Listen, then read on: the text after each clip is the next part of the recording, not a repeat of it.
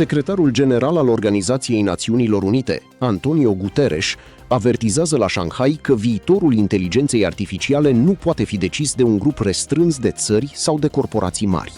Liderul mondial atrage atenția asupra riscului de adâncire a inegalităților globale și cere măsuri ferme pentru ca tehnologia viitorului să fie guvernată în mod echitabil.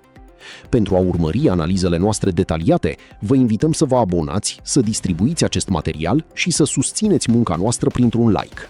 Vă mulțumim! Echipa Jurnal Info. Your Excellency President Xi Jinping, thank you very much for your kind invitation and your warm hospitality in the wonderful city of Shanghai. Excellencies, ladies and gentlemen, artificial intelligence can be humanity's greatest opportunity in the 21st century.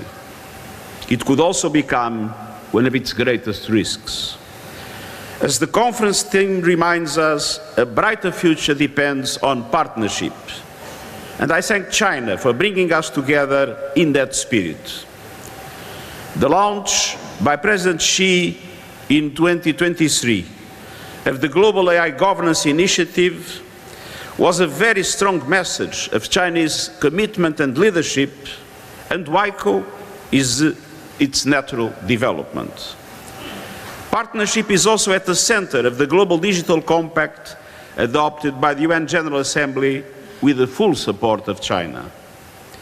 The compact made it clear: technology that will shape the future of humanity must be shaped by all humanity. It cannot be governed by a handful of countries or a handful of companies. Every nation needs a seat at the table. And the table is now being built through the global dialogue on AI governance as called in by the Compact. The first such dialogue, held this month in Geneva and informed by the independent international scientific panel, carried an overriding message. Technology must serve people, not the other way around. Excellencies, few areas hold greater promise for our common future than the application of AI to sustainable development. AI can accelerate medical breakthroughs, transform education, strengthen food systems and agricultural productivity, spur new industries and create decent jobs. In short, AI can help usher in a quantum leap across the sustainable development goals. But it won't happen if the historical injustices of the past are repeated in the technologies of the future. And yet, 1/3 of humanity is still offline. Many countries continue to face gaps in connectivity, infrastructure, and energy access. Computing power, data resources, and technical expertise remain concentrated. Hundreds of billions of dollars of private investment flood into artificial intelligence, while many developing countries receive just a trickle. AI risks pushing the world towards even greater inequalities, greater divides in income, in opportunity, in security, greater gaps between North and South. We cannot let that happen. The challenge before us is to ensure that artificial intelligence becomes a force for greater inclusion and shared progress.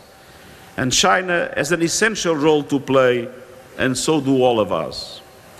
I'm encouraged that over 20 countries, including China, have already responded to my invitation and nominated centers to a UN-supported global network for exchange and cooperation on AI capacity building at the service of developing countries.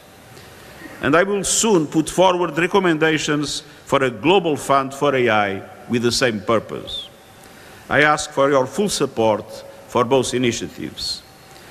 As we look ahead, let me highlight 3 priorities to help ensure all countries can benefit from the AI revolution.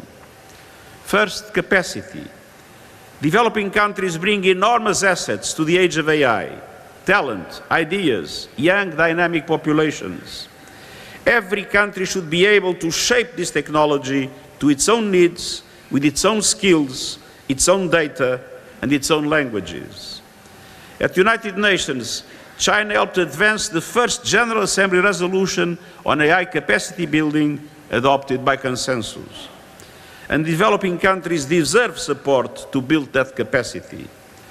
The platforms and tools discussed here in Shanghai show what partnership can deliver. Technology built with developing countries for developing countries. And that means open models countries can adapt. The open source strategy of China is an enormous global success. Computing power they can afford must be provided, and training for the people will use them. Second, safety. Systems that cross borders need standards that cross borders. We need common approaches to testing, risk assessment, and responsibility.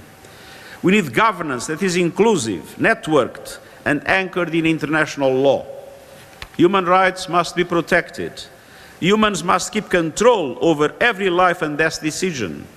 And no AI system should be put in a child's hand before it has been proven safe. And third, sustainability. AI can help speed the energy transition, managing grids, integrating renewables, cutting waste. But its growing demands for energy, water, and land must be brought into the open. I call on every major AI company to disclose the full environmental footprint of their systems and power them with renewables by 2030. Several countries, and mainly China, already require data centers to use more renewable power every year. I ask all governments to follow this example and make clean power for AI part of their national energy plans. Excellencies, the defining question is not whether artificial intelligence will transform the world. It will. The defining question is whether that transformation will reduce inequalities or reinforce them, whether it will concentrate power or expand opportunity, whether it will bring the promise of progress for every country or only to those already at the front of the pack. This is a test of technology and a test of solidarity. Let us pass the test as partners for a brighter future and make AI a force for dignity, opportunity, and sustainable development for all, and I thank you.